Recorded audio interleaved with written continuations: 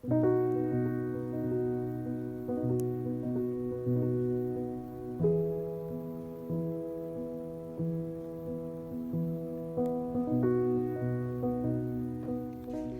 morning. It is officially day 14 of my confinement.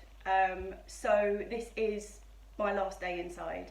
Tomorrow I'm out, I'm free.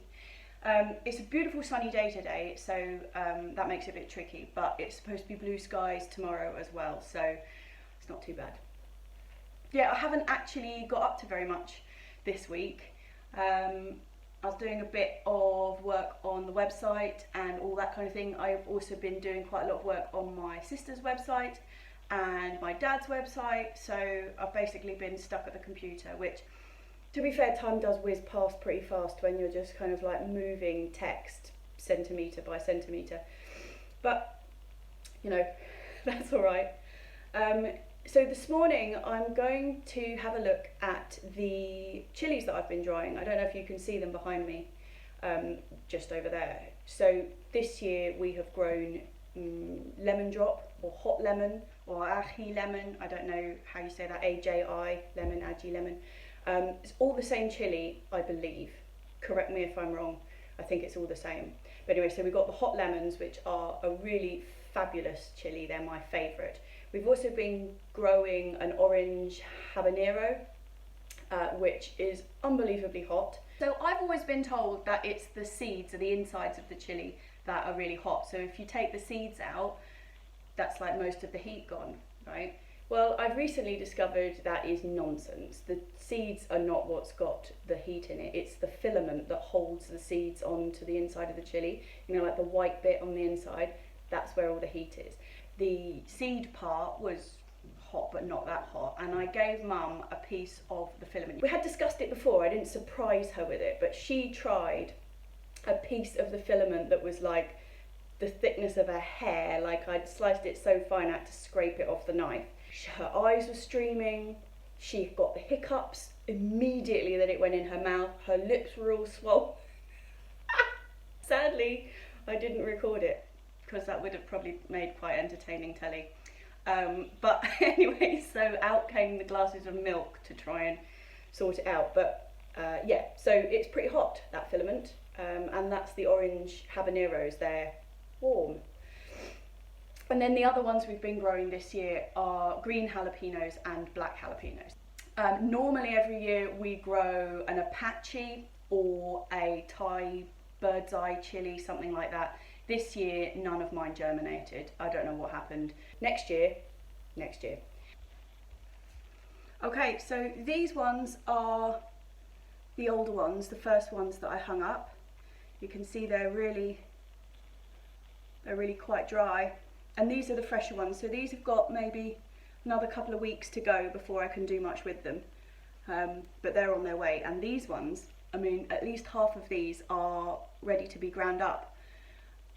So you can make the chili flakes when they're, not all of these are done, but like this one for example, that's pretty dry. You can make chili flakes. I wouldn't try and make chili powder out of them at this stage. They need to be really dry to make chili powder,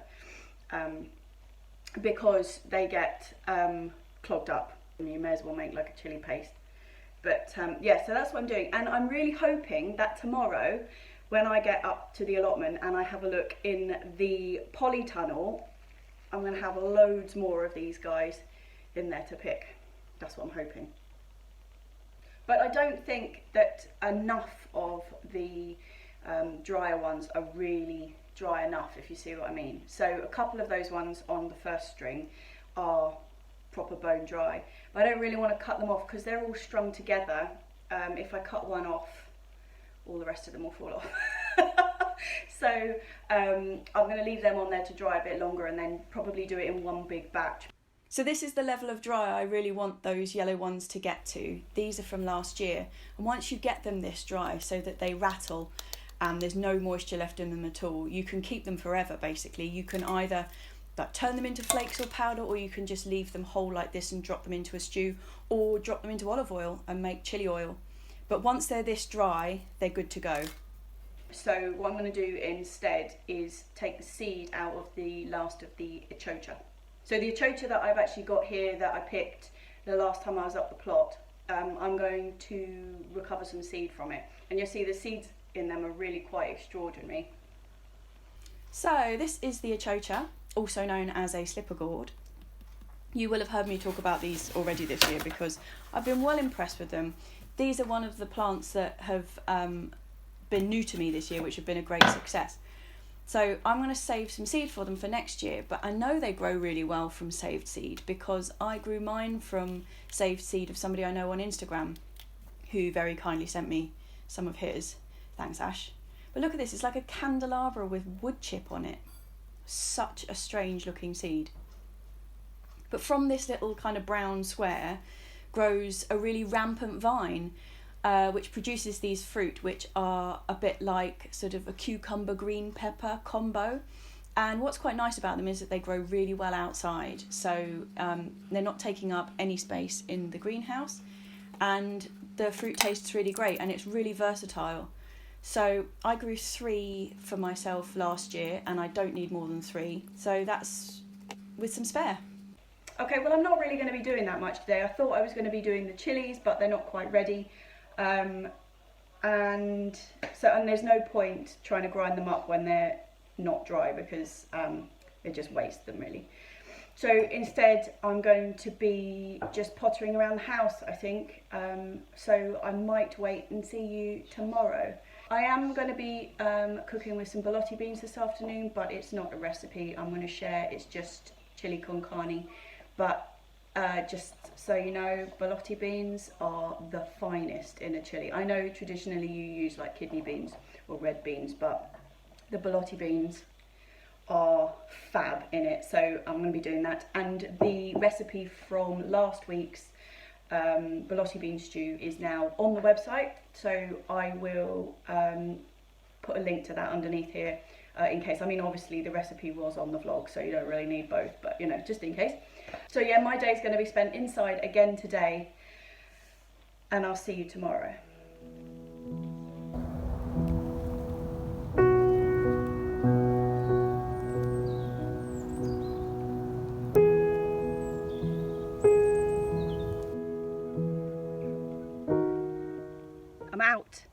I'm out and I'm free. Oh, I'm so excited. I'm moving the camera around too much. Sorry. It's yeah, so Sunday morning, quite early. It's gloriously sunny. Oh, sorry, I stuck my arm to the grill the other day. Nice burn. So yeah, this is the first morning back up the allotment and there is so much to do. I haven't even got a clue where to start. So I might just take you along with me to have a bit of a peruse and see what's going on. I haven't looked in the polytunnel yet, but during lockdown, Mum got some, she got some digital temperature readers for the greenhouse and the polytunnel. So I'm going to check out what the min and max temperatures in there have been. And that's it really. Let's go and have a look what's changed in the how many million days I haven't been allowed out of the house, because quite a lot looks different. Firstly, it looks really autumnal. You should see the colour of the asparagus. I'll take you there in a second. But yeah, let's have a look. Come on. Right, starting the greenhouse. Well, it feels pretty warm. Aubergine's still alive. Look at that, it got to 42.9. Bloody hell. Wow. So these are the chilies that I dug out of the poly house just before I went away. And yeah, they need to be put into bigger pots really, but these are, oh, these look really good. The turnips, beetroot, the obligatory tomato seedling. Yep. And we've got a bit more chard here and American spinach. They're looking really strong. I'm really happy with them actually. Sweet potato, still alive. And these are the orange aubergines that, look, there's a little tiny one coming there. Little stripy chap. And a woodlouse. And they're still flowering like crazy. I mean, I don't expect to get anything else from them, but, and the clips have held in the bubble wrap absolutely fine. Can't believe it got to nearly 43 degrees in here. So let's have a look out here. Yeah, all looking a bit autumnal really.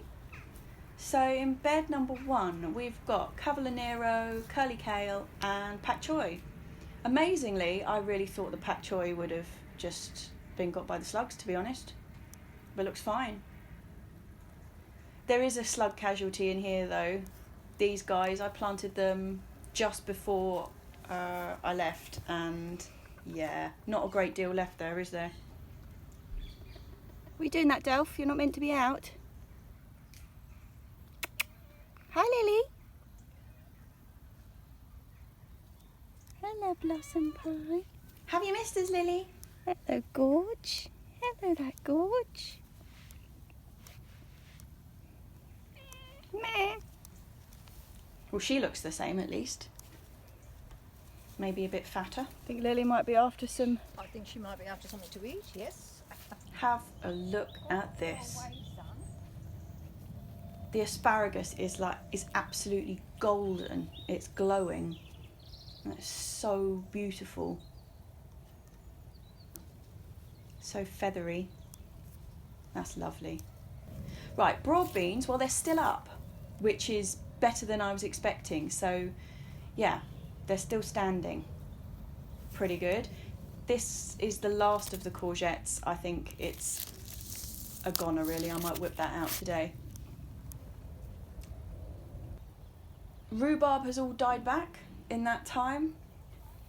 And this is the other asparagus. This is the new asparagus bed. It's got its berries on this one. Looking very festive. And a couple of the nasturtiums have been hit by the cold. You can see they're just curled over a bit really. These 3 beds are the first 3 that I'm going to put the green manure in. Spinach is all looking alright. I was worried that these guys were going to have dried out massively because they haven't been watered under here, but they look alright. Bit eaten. Yeah, this is the achocha. It's totally gone. I will pull that out today probably. Still got a couple on here that I can take home though. Bit small but still edible. But yeah, the main plant itself is a goner. So successful first year for them though. I was very impressed. This bed is also going to have the green manure in it. Field beans in there later today. Fruit cage is looking alright. And the dahlias, little bit got by the cold, but not too bad. Still a few flowers on here. A couple of these ones look alright, but overall, I mean, I don't think they've got long left. I've got masses of tulips to plant under there anyway. We've got a rogue fennel. And the lettuces are all looking alright actually. Quite impressed with that. These guys, are these not so beautiful? I mean look, all of these different patterns in this one, which is dark on the inside and green on the outside. Like that's just so lovely. Look at this one. It's like speckled. It's gorgeous. And the frizzly. This is really bitter. Apricot tree has lost all of its leaves practically. Dumped them all over the ground. And we've still got some figs on the fig tree.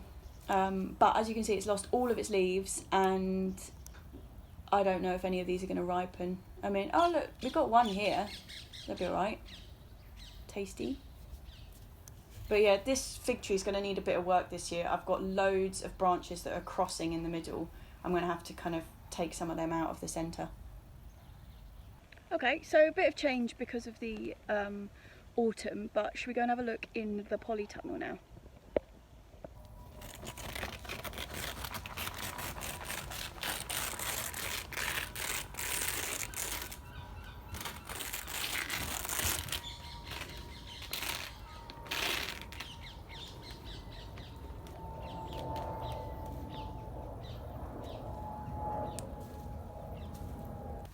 Okay, 25.8, not bad. Not bad. Look at this. we've got some of these beautiful Frigatello peppers are still coming along nicely. This has got to be one of my top varieties of this year. These are those incredibly hot orange habaneros I was talking about. The Lucilla's chard has survived, as have the various lettuces I shoved in here. I'm quite pleased about that. I thought they might have all dried out. What else have we got? Plenty hot lemons. More fire droplets.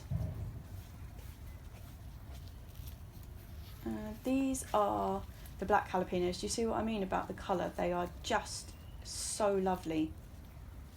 And they go bright red when they're ripe. Chard's looking alright. More lettuces. The basil is looking a bit sad though. It's coming to the end now.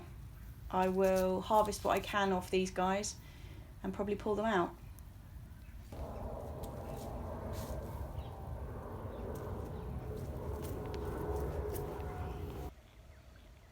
Okay, well I can't make a decision at the moment about what I need to do first. There's too many things. So I'm going to do the job that I was meant to do last week, that you saw Alex do last week. I am going to finally plant the field beans. I've got 4 beds ready for them going straight in.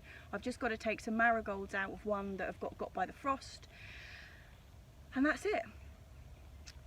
Yeah, okay, action.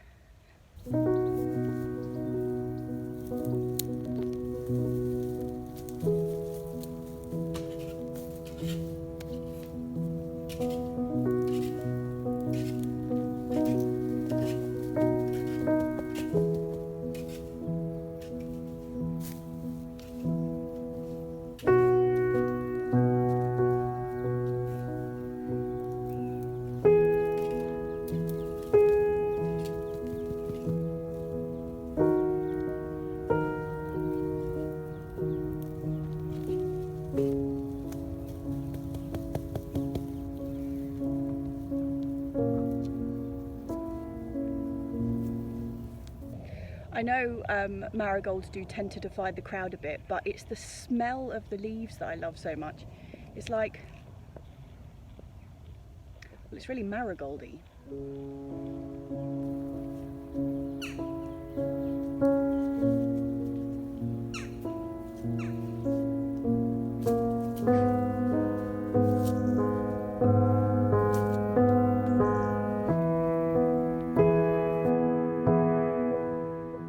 I'm planting the field beans about 10-15 centimetres apart across the whole bed, and they are quite deep actually, about 5-6 centimetres underneath, and then I'll probably put a mulch on the top, so they'll end up being about 7 or 8 centimetres down. I'm just going to do all the beds up here exactly the same. This front bed has got a bit of rocket in it that I'll just plant around, and the far bed has got chard in it. I'll plant around that as well. We'll just continue eating it as the field beans grow up around it.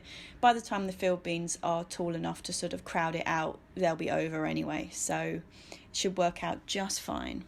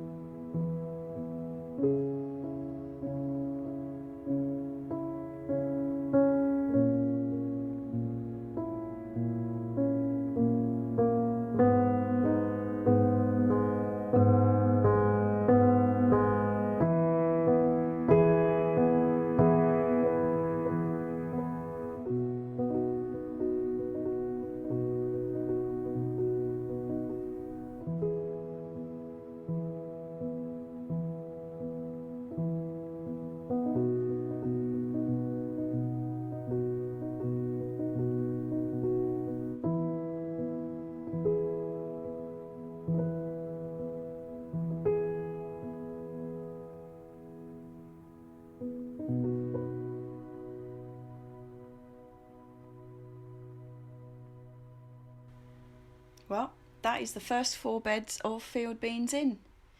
Pretty happy with that, to be honest. That's been a long time coming.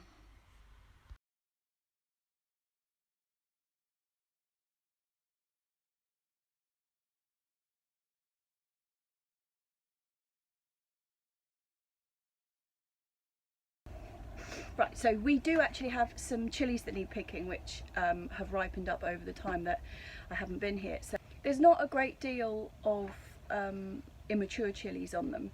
So this is probably going to be a picking towards the end. We're probably going to have one more after this, and then we'll be at the stage where we can dig the chilies straight out the ground and put them into pots.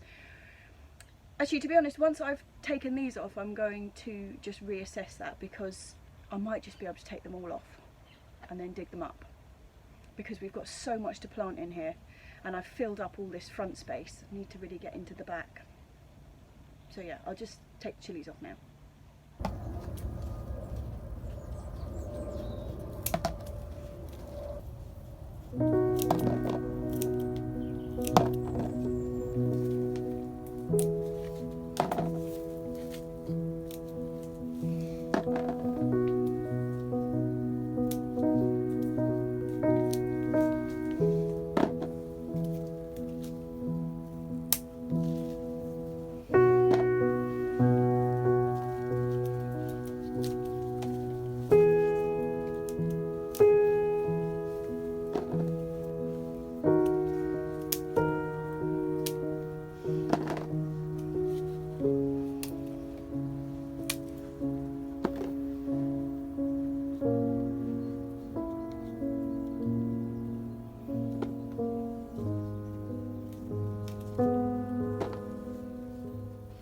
Oh, I pity the slug that thought this was a good idea. I'm surprised he's not dead inside. I mean, dead inside the chilli as opposed to, you know, emotionally detached.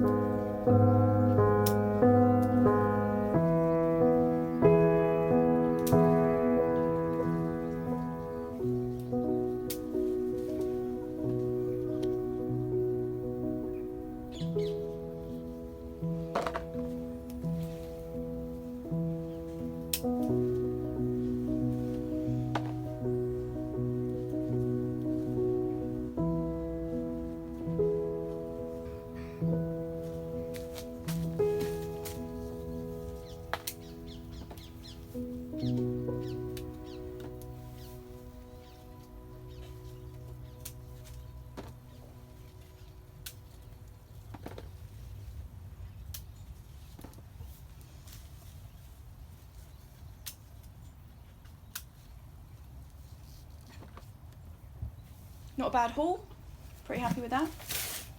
So while we're up here today, I'm also going to just check out what's going on in the carrot cage. So this whole half bed has been carrots all year round. And I made a bit of an error with these guys. I don't think there's going to be much underneath, although, I mean, I was really surprised digging these up because there is actually something under there. I sowed these way too close together because I'd had really poor germination earlier in the year, so I went overboard and it didn't pay off. They're just too close. I'm impressed that we've actually got some out of here. I really wasn't expecting anything. Yeah, so you do normally sow carrots quite thickly and then you thin them out as you go, but I really overdid these ones, and as I was trying to thin them, they were disturbing the roots of the other carrots, and I thought it was just going to be a total disaster.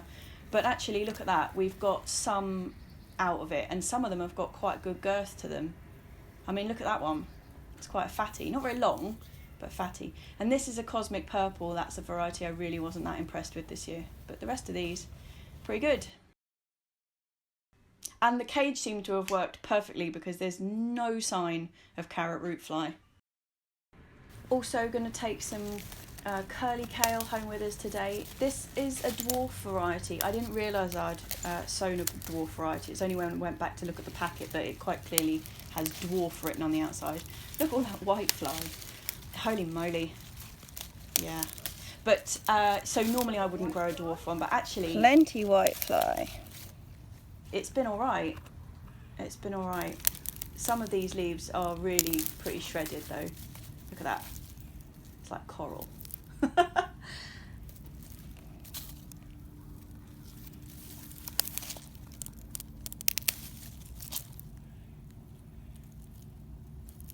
Also got some turnips. These are snowball. This is looking pretty good. That's a pretty one. Very nice. This one is less pretty.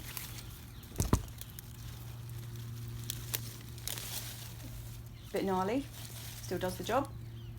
And there's one in here which has got a bit of a sexy hourglass figure. Well, what I'm going to do after I've got these out of the ground is probably light the fire and have a glass of wine. And enjoy my evening in the open air.